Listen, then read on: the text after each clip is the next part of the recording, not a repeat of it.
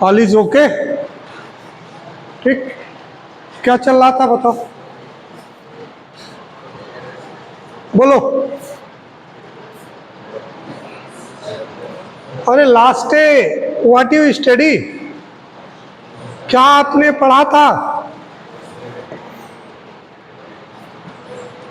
क्या चल रहा था, किसी स्टूडेंट्स को पता ही नहीं। वेस्पर थ्योरी चल रही थी और उसमें 4 पास्चुलेट्स होने हैं, उसमें सेकंड वाला पास्चुलेट चल रहा था। कौन सा? सेकंड वाला पास्चुलेट्स। ये शायद आपने कुछ पढ़ लिया था इस टाइप से। ये 4th केस पढ़ लिया था, कल कई केसेस की बात हो रही थी है ना। वो आज केस वाला बच्चा ही नहीं आया, जिसके ऊपर केस चल रहा था वो आया ही नहीं आज। शिवांश गौड़ आया नहीं है, क्या हुआ? कल आएगा तो कहेगा मैं बीमार हूं। और आज बाइक से जा रहा था, मैं जब आ रहा था तो वो बाइक से जा रहा था, इधर से जा रहा था वो उधर को। कल आएगा तो कहेगा बीमार हूं मैं। ऐसे ऐसे बच्चे हैं, भगवान उनका भला करे।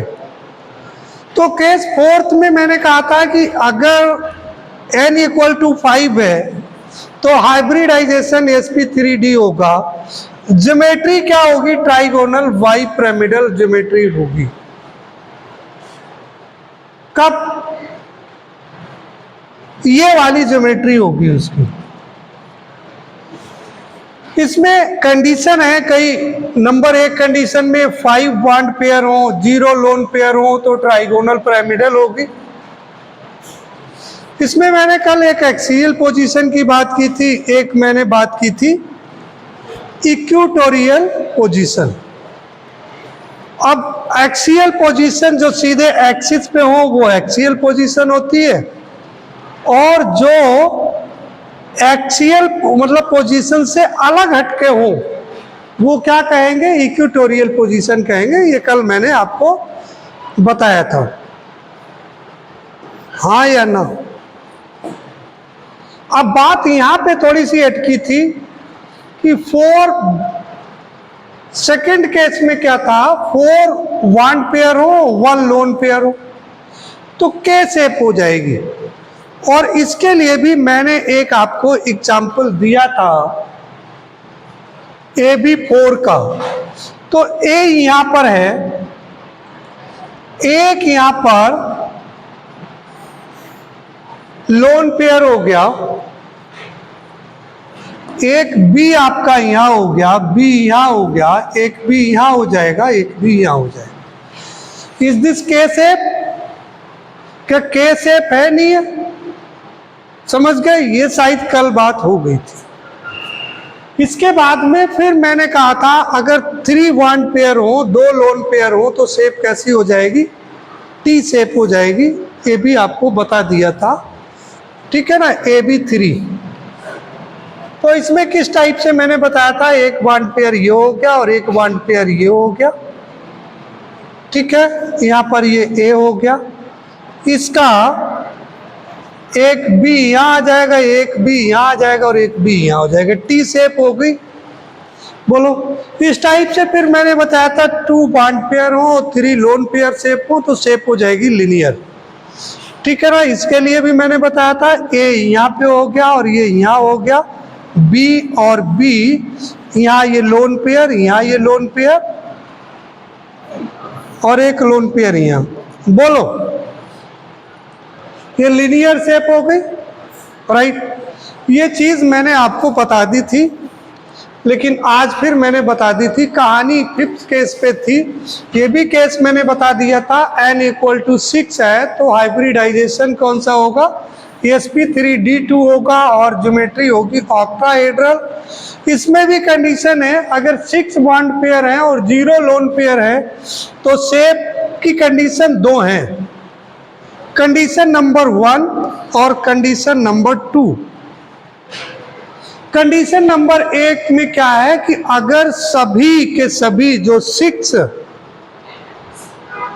लिगेंड्स या आइटम्स हैं, if they all are same then कैसा होगा? शेप होगी ऑक्टाहेड्रल।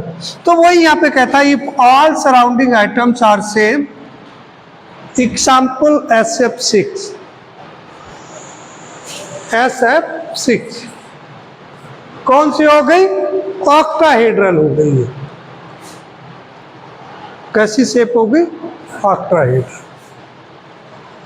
दूसरी कंडीशन है कि अगर मान लीजिए डिफरेंट हो, if the surrounding items are different, तो स्क्वायर बाई पिरामिडल होगा, XeO2F4। ठीक है। दूसरी कंडीशन इसमें ये है कि भाई 5 बॉन्ड पेयर हो और 1 लोन पेयर हो, तो शेप कैसी हो जाएगी? स्क्वायर पिरामिडल, लेकिन ज्योमेट्री ऑक्टाहेड्रल ही रहेगी। शेप चेंज होती, ज्योमेट्री चेंज नहीं होती। Just like AB5। हमने और एक एग्जाम्पल लिखा है, जिनान XeOF4, स्क्वायर पिरामिडल कह लीजिएगा इसको, तो शेप कैसी हो जाएगी? Square pyramidal. देख रहे हो आप, इस टाइप से हो जाएगा। राइट, समझ गए? हाँ ना। दूसरा कहता है अगर 4 बॉन्ड पेयर हो, 2 लोन पेयर हो, तो शेप कैसी हो जाएगी? स्क्वायर प्लेनर हो जाएगी।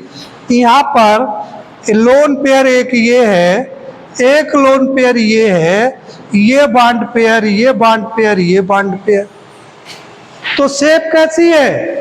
स्क्वायर प्लेन है। अगर इनको आप ऐसे जोड़ लेंगे तो कैसा लग रहा है? स्क्वायर प्लेन लग रहा है। बोलो हाँ या ना। बात थोड़ी सी दिमाग में घुसी या नहीं घुसी? ठीक है, ठीक है, घुसना चाहिए। नेक्स्ट अब मैं जाता हूं। अब एक लास्ट केस और है, केस 6 है। इफ n की value, if n is equal to 7, अगर n की वैल्यू 7 है तो क्या होगा? हाइब्रिडाइजेशन sp3d3 होगा। ज्योमेट्री क्या हो जाएगी? इस केस में ज्योमेट्री होगी सर पेंटागोनल बाइपिरामिडल, बाइपिरामिडल्स कह सकते हो, ये ज्योमेट्री होगी। अब इसमें एक केस बनता है कि अगर 7 बॉन्ड पेयर और 0 लोन पेयर हो, तो जो ज्योमेट्री होगी वही उसकी शेप होगी। राइट, तो कैसे होगा? जैसे ये एग्जाम्पल दिया गया है AX7, समझ रहे हो? AX7 देख लिया आपने, क्लियर। दूसरा कहता है अगर 6 बॉन्ड पेयर 1 लोन पेयर हो, तो शेप कैसी हो जाएगी? पेंटागोनल बाइपिरामिड्स या डिस्टॉर्टेड ऑक्टाहेड्रल शेप। कैसी? Distorted octahedral shape. Octahedral shape अभी मैंने देखी थी, ऑक्टाहेड्रल शेप कुछ इस टाइप की है ये। अब देखो यही शेप है, ध्यान से देखना। ये शेप कुछ जो थी वो वाली शेप कैसी हो गई? कुछ डिस्ट्रैक्टेड हो गई। क्या हो गई? देयर इज कुछ समथिंग इज डिस्टर्बेंस। उस शेप में क्या हो गया? कुछ डिस्टर्बेंस है, इसीलिए इसको डिस्टॉर्टेड ऑक्टाहेड्रल भी कह सकते हैं। अदरवाइज क्या होगा? Pentagonal pyramids. समझ गए? दूसरा एक और कहता है अगर मेरे पास 5 बॉन्ड पेयर हो, 2 लोन पेयर हो, तो शेप कैसी हो जाएगी? Pentagonal planar. ये देखो, एक आपका लोन पेयर ये है, एक लोन पेयर ये है, एक बॉन्ड पेयर ये, एक बॉन्ड पेयर ये, एक बॉन्ड पेयर ये, एक बॉन्ड पेयर ये, एक बॉन्ड पेयर ये। तो बॉन्ड पेयर कितने? 5। लोन पेयर कितने? 2। शेप कैसी हो जाएगी? पेंटागोनल प्लेनर हो जाएगी। राइट। इसके बाद में एक चीज मैंने एक आपके लिए एक टेबल मैंने बना दी। क्या बना दी? टेबल बना दी। इसमें ये देखो, एक तो मैंने कॉलम बनाया वांड पेयर का, एक लोन पेयर का, एक ज्योमेट्री का, एक शेप का और एक हाइब्रिडाइजेशन का। एक कॉलम और बना सकते हो एन की वैल्यू। मतलब ये ऐसे तो नहीं लिखो यार, ये तो गलत बात है, केवल एन, ठीक है। और आप इस टाइप से इस टेबल को बहुत इजीली बना सकते हो। मुझे बताओ एसपी हाइब्रिडाइजेशन में n इक्वल टू कितना था 2, इसमें कितना था 3, sp2 में इसमें भी 3 होगी, sp3 में 4, इसमें भी 4, इसमें भी 4, sp3d में 5, राइट। sp3d में इसमें भी 5 होगा, इसमें भी 5 होगा, इसमें भी 5 होगा, sp3d2 में 6, यहाँ भी 6, यहाँ भी 6, राइट। समझ गए? ये वैल्यू आपको पहले से आती है, मैंने निकालना है एन की वैल्यू को, एक फार्मूला बताया था। जिन लोगों को समझ में नहीं आ रहा है या नहीं थे, वो सारी की सारी वीडियो आपके पास हैं, और जाइए और जाने के बाद उनको देखिए, समझ में आ जाएगा। धैर्य रखने की ज़रूरत है। केमिस्ट्री बेटा ऐसा नहीं है कि जहाँ से पढ़ाया वहाँ से समझ में आ जाए, इसको पहले से ज़रूरत पड़ती है। अब देखो इस टेबल में क्या है, वांड पेयर 2, लोन पेयर 0, तो लिनियर होगी ज्योमेट्री। शेप भी मैंने कहा जितना भी 0 है, अगर लोन पेयर जहां भी 0 है वहां जो ज्योमेट्री है वही शेप होगी। यहाँ देखो 0 है, टेट्राहेड्रल, टेट्राहेड्रल है ना। यहाँ देखो 0 है, ट्राइगोनल बाइपिरामिडल, ट्राइगोनल बाइपिरामिडल है नहीं। यहाँ देखो 0 है, ऑक्टाहेड्रल, ऑक्टाहेड्रल। जो शेप है, जो ज्योमेट्री है वही शेप हो जाएगी। लेकिन जहां लोन पेयर बढ़े घटे वो शेप चेंज हो जाएगी, राइट, ठीक है। अब देखो दूसरी चीज, अब यहां पर पास्टुलेट 3 पे आते हैं। पास्टुलेट 3 क्या कहता है? पास्टुलेट 3 कहता है it deals with the bond angles only of sp3, sp2 and sp3 hybridization. मैंने हाइब्रिडाइजेशन बताया था कितने टाइप का होता है, sp hybridization, sp2 hybridization, sp3 hybridization, sp3d1 hybridization, sp3d2 hybridization, sp3d3 hybridization, ये बताया था मैंने। लेकिन ये पास्टुलेट 3 है, ये केवल किस में काम करेगा? इन 3 हाइब्रिडाइजेशन में। कौन कौन से? sp, sp2, sp3। अब इनको कई बच्चों को, शायद आप में जो यहाँ बैठे हैं उनको ये हाइब्रिडाइजेशन नहीं समझ में आ रहा होगा। लास्ट मैंने पढ़ाया उसको, क्लास को देखो, समझ लो, ठीक है ना। फिर स्टेप्स आप कैलकुलेट वांड एंगल्स। सबसे पहला क्या है, पास्टुलेट 3 क्या करता है, ये वांड एंगल्स के बारे में डील करता है, वांड एंगल्स को बताता है कि वांड एंगल्स क्या होंगे, कैसे निकालेंगे। तो सबसे पहले इसका जो मेथड है, first you calculate the hybridization. क्या कैलकुलेट करना है? हाइब्रिडाइजेशन कैलकुलेट किया। इसके बाद में greater is the S character, bond angle will be greater. अब ये सर, ये एस करेक्टर आप ले आए, नए नए शब्द आप रोज लेकर के आते हो, इसको हम कहाँ तक याद करें? बहुत इजी चीज है। एस करेक्टर क्या है समझो, देखो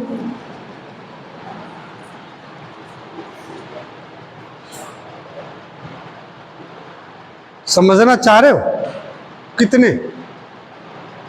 मैंने आज एक बच्चे 9th में एक बच्चे से पूछा कि भाई किसके लिए पढ़ रहे हो? बोले पेरेंट्स के लिए। और वो किसी हलवाई का बेटा था,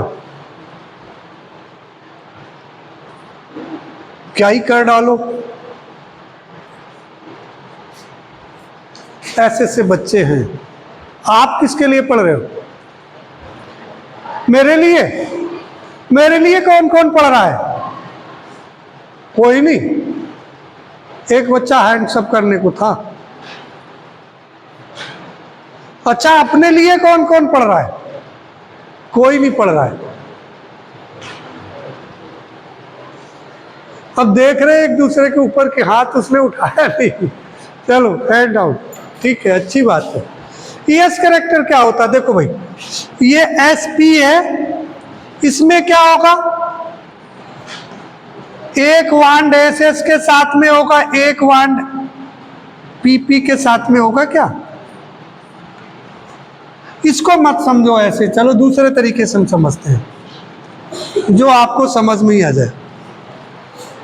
ईएस के कितने हैं यहां पर, ये मुझे बता दो। ईएस के कितने हैं, पी के कितने हैं, इनका रेशियो निकालें। ईएस कितना हो गया? 50% हो गया। पी कितना हो गया? बोलो। अब देखते हैं, हम sp2 लेते हैं। अगर हम देखें पूरा 100 है तो ईएस कितना हो गया? 33%। पी कितना हो गया? 63, ओ सॉरी 66, 66 हो गया। समझ आई बात? ESP2 में। अब मैं बात करता हूं भैया ESP3 की। ESP3 की बात कर लेता हूं। इसको यार यहां समझते हैं, वहां जगह बहुत घिचपिड़ हो रही। ESP हो गया। ESP में क्या है? ये 50% हो गया, ये 50% हो गया। ESP2 में क्या हो गया? ये आपका कितना हो गया? 33.33 हो गया। ये कितना हो गया? 66.66 हो गया। बोलो, हो जाएगा? नहीं होगा। अब देखो sp3 में s कितना है? 25%। p कितना है? अरे मेरी बात समझ आ रही नहीं? हाँ या ना? मणिका, ये तो समझ में आ रहा होगा। हाँ ठीक। अब s कितना है? 25%। p कितना है? मतलब 3 है ना, तो 75 हो गया। बात समझ गए इतनी? अब मैं बात करूं s कैरेक्टर किसमें ज्यादा? आप कहोगे सर इसमें ज्यादा, इसमें इससे कम, इसमें सबसे कम।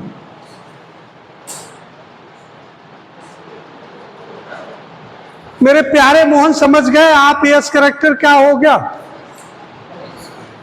एस की percentage where there is more, that is the s character. High, high is the s character. Right, समझ गया? नहीं आगे बढ़े? ठीक है। तो वो कहता है greater is the s character, bond angle will be greater. अगर एस कैरेक्टर ज्यादा है तो बॉन्ड एंगल भी ज्यादा होगा। इसका मतलब क्या है कि सर ESP में एस कैरेक्टर ज्यादा है तो बॉन्ड एंगल ESP वाले जिसमें हाइब्रिडाइजेशन है उसका बॉन्ड एंगल स्ट्रांग होगा। आप कहोगे सर ESP2 में इससे कम है, ठीक है ना, एस कैरेक्टर, और ESP3 हाइब्रिडाइजेशन में एस कैरेक्टर सबसे कम है, इसलिए बॉन्ड एंगल किसमें सबसे कम होगा? ESP3 वाले में। क्या बात समझ पा रहे हो? हाँ या ना? नहीं, नहीं ना समझ पा रहे हो? बोलो। दूसरी बात, एक बात तो ये होगी, हाँ है, एक बार और यार, ये तो बहुत इजी था। इसमें ये सीधे सीधे कहा गया कि जो एस कैरेक्टर है ना, वो जिसमें एस की परसेंटेज ज्यादा है वो एस कैरेक्टर कहलाएगा, वो ज्यादा एस कैरेक्टर हो गया है। भैया इसमें sp है, दो ही लोग तो हैं, एक सुरेंद्र कुमार है, एक पलविंदर कुमार है, दो भाई भाई हैं, ठीक है, और दो भाई भाई हैं, प्रॉपर्टी किसके पास, दोनों के पास बराबर गई, ठीक है। एक पिताजी के, आपके पिताजी तीन भाई हैं, और तीन भाई में आपके पिताजी के दो बेटे हैं, एक सुरेंद्र पाल हो गया और एक पलविंदर पाल हो गया, है ना। यहाँ पर एक और आपके पिताजी के भाई हैं, उनके तीन बेटे हैं, एक सुरेंद्र कुमार, एक पुष्पेंद्र कुमार, एक पुरुषोत्तम कुमार, ठीक है, तीन भाई हैं, ठीक है। तो तीन भाई हैं, तो तीनों में वो प्रॉपर्टी बटेगी नहीं बटेगी, तो वो 33% जाएगी, बोलो। तो जो एस है, सुरेंद्र कुमार हैं, ज्यादा मजबूत कौन सा सुरेंद्र होगा, ये वाला सुरेंद्र ज्यादा मजबूत होगा, इसके बाद प्रॉपर्टी ज्यादा है। यस करेक्टर, समझ गए होंगे अब शायद मैं क्या कहना चाह रहा हूं, ठीक है ना। आगे देखो, इफ हाइब्रिडाइजेशन इज सेम, अगर हाइब्रिडाइजेशन सेम है, आप कहोगे सर हाइब्रिडाइजेशन तो हमने निकाल लिया कि sp है, sp3 है, sp2 है, कौन सा है वो तो निकाल लिया। अगर मान लीजिए कोई दो ऐसे मॉलिक्यूल्स दिए गए हैं whose hybridization is सेम, जिनका हाइब्रिडाइजेशन कैसा है, सेम हो, एक जैसा हो, तो क्या करेंगे, अब फिर उसमें देखेंगे greater lone pair more will be the bond angle. फिर लोन पेयर किसमें ज्यादा है, जिसमें लोन पेयर ज्यादा होंगे उसका बॉन्ड एंगल मजबूत होगा। सबसे पहले नंबर एक, कौन सा बॉन्ड एंगल ज्यादा स्ट्रॉन्गर होगा, एस कैरेक्टर का। दूसरा लोन पेयर का, लोन पेयर की कब लगाएंगे, if the hybridization is same, right, तो देन दिस। अब तीसरी एक कंडीशन है, if lone pair are same. अब एक बच्चा कह रहा है सर लोन पेयर भी सेम हो तो क्या करेंगे, देन कंपेयर इलेक्ट्रोनेगेटिविटी। अब सर इलेक्ट्रोनेगेटिविटी क्या होती है, ये तो मैं पढ़ा चुका हूं, कौन से चैप्टर में, कौन से चैप्टर में, थर्ड यूनिट में, that is the classification of elements and periodicity of elements ना, ये मैं पढ़ा चुका हूँ। तो उसमें इलेक्ट्रोनेगेटिविटी अगर फिर भी किसी को नहीं आती है तो मैं बता दूं, जैसे मान लीजिए कार्बन, चलो यहाँ नहीं, यहाँ बताओ, सपोज कर लीजिए ये कार्बन है, ये हाइड्रोजन है, इसने बॉन्ड बनाया, एक इलेक्ट्रॉन यहाँ पर, एक इलेक्ट्रॉन ये बीच में रहा, ये शेयर कर लिया, इन्होंने इलेक्ट्रॉन शेयर कर लिया। अब क्या हुआ, हाइड्रोजन ज्यादा इलेक्ट्रोनेगेटिव है तो क्या कर लेगा, अपना जो इलेक्ट्रॉन है दोनों वो अपनी ओर खींच लेगा। तो क्या होगा, इस टाइप से जो इधर वाला होगा, ये इलेक्ट्रॉन ज्यादा इसके पास नजदीक है तो पार्शियल नेगेटिव आ जाएगा और ये पार्शियल पॉजिटिव आ जाएगा। ये मैंने CH की जगह पे आपको Cl का एग्जाम्पल बताया था, मुझे खूब ध्यान है, बताया था। तो ये इलेक्ट्रोनेगेटिविटी होती है, वो शेयर्ड पेयर्ड इलेक्ट्रॉन से जिधर को ज्यादा टिल्ट होगा उधर ही वो क्या होगा। और फिर ये कैसे बॉन्ड बनेंगे, ये जो बॉन्ड बनेगा that is called the polar bond, और इसी से क्या कहते हैं, पोलरिटी आ जाती है। आगे समझेंगे ये शब्दों को। तो compare electronegativity, if electronegativity of central item is greater, अगर इलेक्ट्रोनेगेटिविटी सेंट्रल आइटम की ज्यादा है, in comparison surrounding item bond angle will be greater. ये भैया स्पेलिंग गलत लिखी है, bond angle will be greater, समझ गए ना। दूसरा कहता है अगर if electronegativity of central item is smaller than the surrounded item bond angle will be smaller, तो बॉन्ड एंगल कैसा होगा, छोटा होगा। समझ गए, राइट। अब देखो पोस्टुलेट 4 की बात करते हैं। पोस्टुलेट 4 में क्या है, ध्यान से समझने की बात है, ये लास्ट पोस्टुलेट्स है।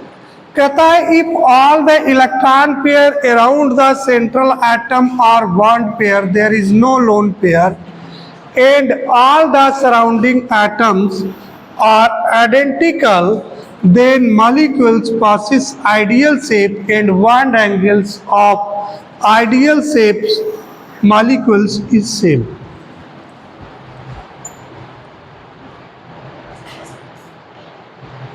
जैसे मैंने एक एग्जाम्पल बताया था, यहां इन्होंने एग्जाम्पल लिया CCl4, CCl4, बोलो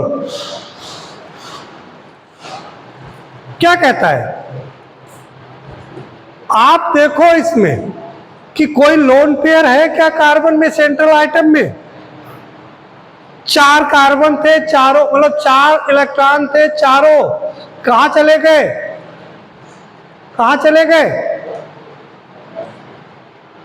बॉन्ड बना लिए, तो लोन पेयर नहीं है, lone pair 0, no lone pair. और सभी surrounding items are identical molecules possess ideal shape and bond angles of ideal shape molecules is same। अब इस कंडीशन में ये आइडेंटिकल है, क्लोरीन है, ये अलग है, ये अलग है, ये अलग है, ये अलग है, सभी की अपनी अपनी आइडेंटिटी है। आइडेंटिटी का मतलब सभी अपना बॉन्ड बना रहे। आप कहोगे सर नॉन आइडेंटिकल कैसे हो सकता है, ऐसे भी हो सकता है, मैं कहूंगा हाँ हो सकता है। आप कहोगे कैसे सर, एक एग्जाम्पल दे दो, मैं दे देता हूं।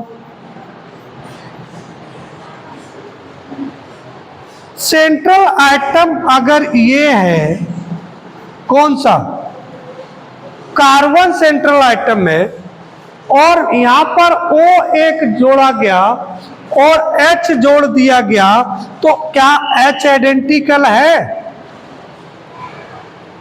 H इज नॉट आइडेंटिकल, क्योंकि this is not directly attached to the carbon, to the central item, इसलिए ये आइडेंटिकल नहीं है। आप समझ गए आइडेंटिकल का मतलब, समझ गए होंगे। तो चारों अलग अलग बॉन्ड से सेंट्रल आइटम से बनने चाहिए, राइट। ऐसे ही SiCl4 आइडियल टेट्राहेड्रल शेप होती है इनकी।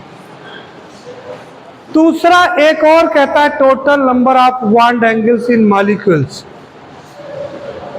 क्या कहना चाह रहा है यहां पे, क्या कहना चाह रहा है ये बताओ भाई।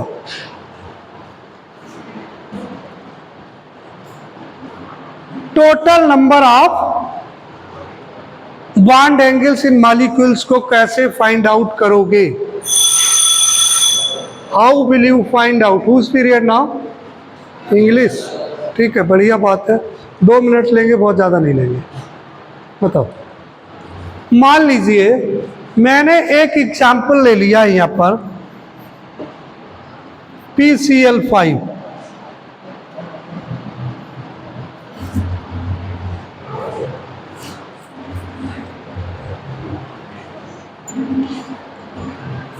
Total number of bond angles find out करो।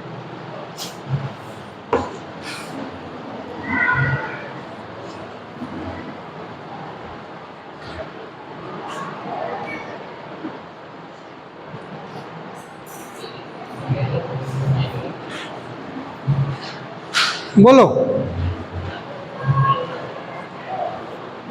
इसके लिए एक फार्मूला होता है, factorial n upon 2 factorial n minus 2।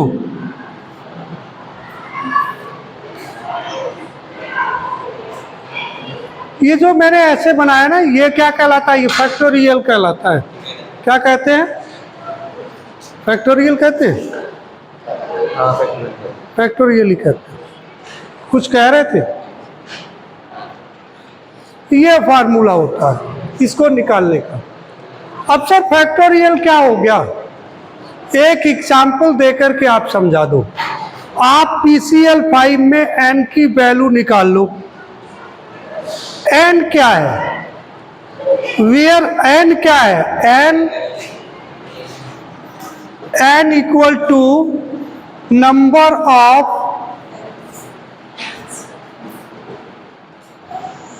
बोलो,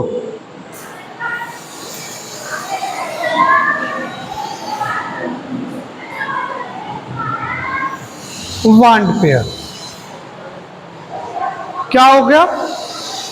नंबर ऑफ बॉन्ड पेयर। अब कितने बॉन्ड पेयर हैं? या आप ये कह सकते हो एंड दूसरा भी है, इसकी जगह पे बॉन्ड पेयर है, दूसरा और क्या लिख सकते हो? नंबर ऑफ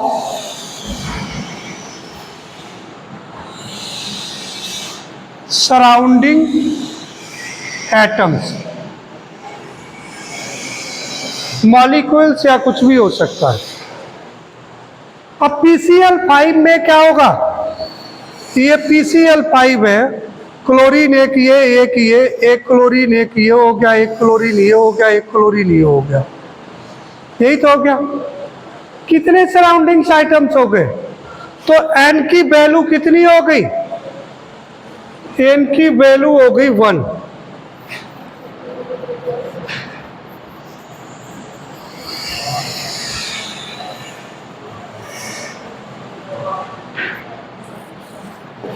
क्या करें? n की वैल्यू हो गई 5 हो गई, 1 हो गई, तो 1 क्यों कह रहे थे? ये 2 और फैक्टोरियल कितना हो गया? 5 - 2। बोलो अब ये फैक्टोरियल का मतलब क्या हुआ? ये मेरी समझ में नहीं आया, बताओ भाई, कोई मतलब जानता है क्या? NCERT ने अब जो मैथमेटिक्स लाई है उसमें ये सारी चीजें पहले हैं, और अगर कभी भी मुझे चांस मिला ऐसी जगह जाने का, बैठने का, तो मैं और बुक्स में चेंज कर दूं, क्योंकि ये 11th में है और मैथ्स में ये फैक्टोरियल आपको 10th में आना चाहिए। अरे पंडित जी तुम भी आ गए आज यार, क्या नाम? हाँ वैभव, बड़ी कृपा कर दी। फैक्टोरियल का मतलब क्या होता है बताओ भाई? एनीबॉडी? कोई भी बता दे भाई, बोलो।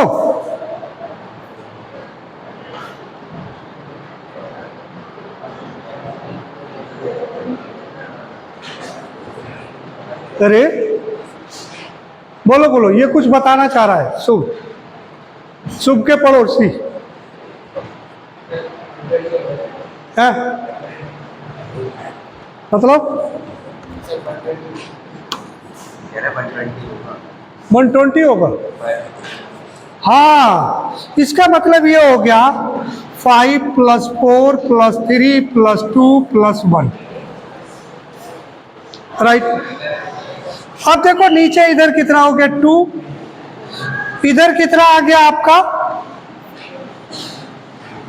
3 + 2, क्योंकि 2 तो माइनस हो गया, तो बचा कितना? 5 में से 2 सब्ट्रैक्ट कर दोगे 3 + 2 + 1।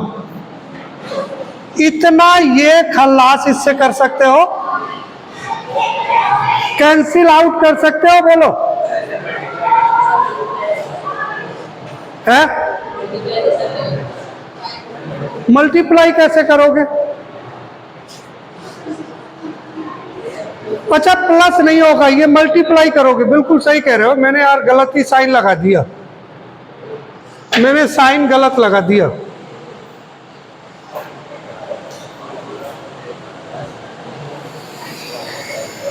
यार बताते क्यों नहीं हो तुम लोग, बताया करो। 5 इंटू 4 इंटू 3 इंटू 2 इंटू 1, इधर कितना हो जाएगा? 2 इंटू 3 इंटू 2 इंटू 1, ये इतना कैंसिल आउट हो जाएगा। ये कितना हो जाएगा? 5 4 जा 20 upon 2 equal to 10। That is the required answer. क्या आ गया? अगर कोई पूछे कि इसमें आपका बॉन्ड एंगल कितना है, तो आप निकाल लोगे ये वाला फार्मूला लगा करके। समझ गए नहीं? अब नेक्स्ट पीरियड में हम आपको बात करेंगे सम टर्म आइसोइलेक्ट्रिक और ये सारी बात करेंगे, ठीक है? फिर नेक्स्ट पीरियड में बात होगी।